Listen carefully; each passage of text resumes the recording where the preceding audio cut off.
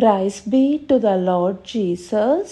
இயேசு கிறிஸ்துவினால் உங்களுக்கு சமாதானமும் சந்தோஷமும் உண்டாவதாக. இன்னைக்கு பார்க்க இருக்கிற வேத பகுதி அப்போஸ்தலர் 9வது அதிகாரம் வசனம் 15. Acts chapter 9 verse 15. அதற்கு கர்த்தர், நீ போ, அவன் புறஜாதிகளுக்கும் ராஜாக்களுக்கும் இஸ்ரவேல் புத்திரருக்கும் என்னுடைய நாமத்தை அறிவிக்கிறதற்காக நான் தெரிந்து கொண்ட பாத்திரமாயிருக்கிறான். இந்த வசனத்தை நம்முடைய கர்த்தராகிய இயேசு கிறிஸ்து தாமே அனனியா என்னும் பேருள்ள ஒரு மனுஷனிடத்துல சொல்றாரு. யாரை பத்தி என்ன சொல்றாரு? அவருடைய நாமத்தை அறிவிக்கிறதற்கு தெரிந்து கொண்ட பாத்திரம்னு சொல்லிட்டு ஒருத்தரை குறிப்பிடுறாரு. அது யாருன்னு நம்ம எல்லாருக்குமே நல்லா தெரியும். பவுலை தான் இந்த இடத்துல ஆண்டவர் குறிப்பிடுறாரு. அப்படி ஆண்டவர் தாமே பவுலை நான் தெரிந்து கொண்ட பாத்திரம் அப்படின்னு சொல்லியிருக்காரு. ஆண்டவரால் தெரிந்து கொள்ளப்பட்ட ஒரு பாத்திரமானவர் அவருடைய நாம மகிமைக்காக, அதாவது அவருடைய ஊழியத்திற்காக பயன்படுகிற ஒருத்தராக இருக்காரு. அப்படி பவுலடியார் எந்த அளவுக்கு ஆண்டவருக்காக பயன்பட்டிருக்காரு, அவருடைய நாம மகிமையை எத்தனை பக்கம் பறைசாற்றிருக்காருங்கிறது நமக்கு வேதத்திலிருந்து நல்லாவே தெரியுது. முக்கியமாக புதிய ஏற்பாட்டின் நிருபங்கள் அநேகத்தை பவுலடியார் தான் எழுதியிருக்காரு இல்லையா? அப்படிப்பட்ட ஒரு பாத்திரமாக பவுல் இருந்திருக்காரு.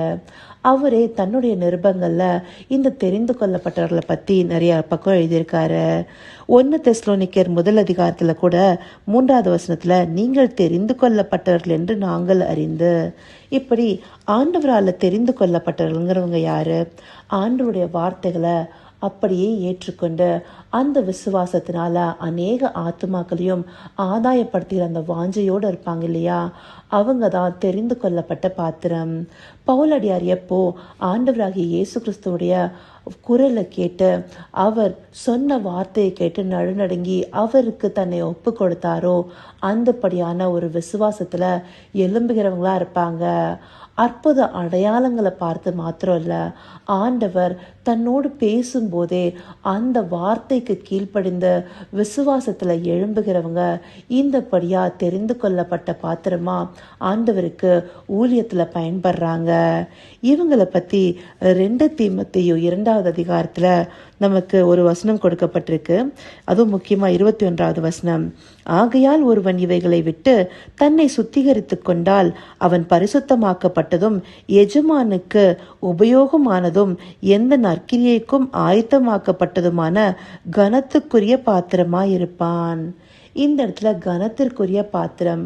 எப்ப ஒரு தெரிந்து கொள்ளப்பட்ட மனிதன் கனத்துக்குரிய பாத்திரமா இருப்பான்னா, ஆண்டவருக்கு சரியான, அதாவது அவரை பத்தின ஊழியத்தை வெட்கப்படாம செய்து அதுவும் சத்திய வசனத்தை நிதானமா பகுத்து போதிக்கிறவனா இருக்கணும் அப்படின்னு சொல்லிட்டு அதே 2 தீமோத்தேயு 2வது அதிகாரம் 15வது வசனத்துல சொல்லப்பட்டிருக்கப்படி ஆண்டவருக்கு உண்மை மொத்தம் உள்ள ஒரு ஊழியக்காரனாகவும் சத்தியத்தை பகுத்து போதிக்கிறவர்களாகவும் சீர்கேடான வீர்பேச்சுகளுக்கு விலகி இருந்து அதுவும் முக்கியமா கள்ள போதங்களுக்கும் அவபக்தியுள்ள சில விஷயங்களுக்கும் அவங்க தன்னைத்தானே விலக்கி கொண்டு ஒரு கனமுள்ள பாத்திரமா ஆண்டவருக்கு அவங்கள ஒப்பு கொடுக்கறது மூலமா இந்தபடியா ஆண்டவர் தெரிந்து கொள்ளப்பட்ட பாத்திரங்கள் இருக்கு. இவங்களா ஆண்டவர் ஊழியக்காரங்கன்னு சொல்றதை விட சிநேகிதர்னு அழைக்கிறார்னு சொல்லிட்டு யோவான் 15வது அதிகாரம் 15வது வசனத்துல சொல்றாரு. அது மாத்திரம் இல்ல, 16வது வசனத்துல நீங்கள் என்னை தெரிந்து கொள்ளவில்லை, நான் உங்களை தெரிந்து கொண்டேன்னு சொல்றாரு. ஆண்டவரை இவங்க போய் தெரிந்து கொள்ளணும்னு நினைக்கல. இந்த இடத்துலயும் பவுலடியார் இடத்துல இயேசு கிறிஸ்து தாமே பேசுறாரு இல்லையா? அந்தபடி ஆண்டவரே நம்மளை தெரிந்து கொண்டிருக்காரு.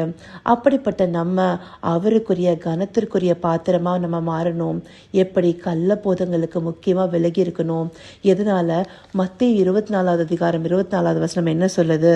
ஏனெனில் கள்ள கிறிஸ்துக்களும் கள்ள தீர்க்கதரிசிகளும் எழும்பி கூடுமானால் தெரிந்து கொள்ளப்பட்டவர்களையும் வஞ்சிக்கத்தக்கதாய் பெரிய அடையாளங்களையும் அற்புதங்களையும் செய்வார்கள். இந்த தெரிந்து கொள்ளப்பட்டவர்களை முக்கியமா வஞ்சிக்கிறதுக்கு தான் சாத்தானானவன் தன்னுடைய கள்ள போதகர்கள், கள்ள தீர்க்கதரிசிகள் இந்தபடியானவர்களை எழுப்புவான். அப்படி இவங்க எழும்பி ஆண்டவருக்கு காரியங்களை நடப்பிக்கிறதுக்கு முன்னாடியே அவங்கள வஞ்சிக்கத்தக்கதான காரியங்கள் கடைசி காலங்களில் நடக்கும். ஆனாலும் சத்திய வசனத்தை சரியாக பிடித்து கொண்டு அதுல ஆண்டவருடைய நாம மகிமைக்காக இந்த தெரிந்து கொள்ளப்பட்ட பாத்திரங்கள் உதவுங்கிறது தான் தேவன் இன்றைக்கு இந்த வசனத்தின் மூலமா நமக்கு காண்பிக்கிறாரு. இதை அறிந்தவர்களாய் நாம ஒவ்வொருவரும் தெரிந்து கொள்ளப்பட்ட பாத்திரமாய் பவுலடியார் தன்னுடைய வசனங்களை சொல்லப்பட்டபடி நடமாடும் நிருபங்களாய் அநேகருக்கு தேவனுடைய வெளிச்சத்தை பிரதிபலிக்கிறவர்களா இருக்கணுங்கிறதுக்காகவே ஆண்டவர் இதை நம்மளுக்கு அறிவுறுத்துறாரு. அதற்காக அவருக்கு நன்றி தெரிவிப்போமா? கர்த்தாவே, தேவாதி தேவனே, உமக்கே இந்த வேலை நன்றி செலுத்திறோம் ராஜா.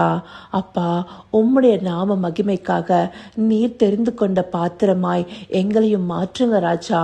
ஆண்டவரே, அதற்காக இந்த நாளில் எங்களையும் நாங்கள் ஒப்பு கொடுக்குறோம் தகப்பனே. அப்பா, உம்முடைய சத்திய வசனத்தை பகுத்தறிந்து அதை அநேகருக்கு ஜாக்கிரதையாய் உபதேசிக்கவும், அதே போல ஆண்டவரே, சீர்கேடான பேச்சுகளுக்கு நாங்கள் விலகி இருந்து அப்பா உம்மில் ஸ்திரப்பட எங்களுக்கு உதவி செய்யுங்க தகப்பனே.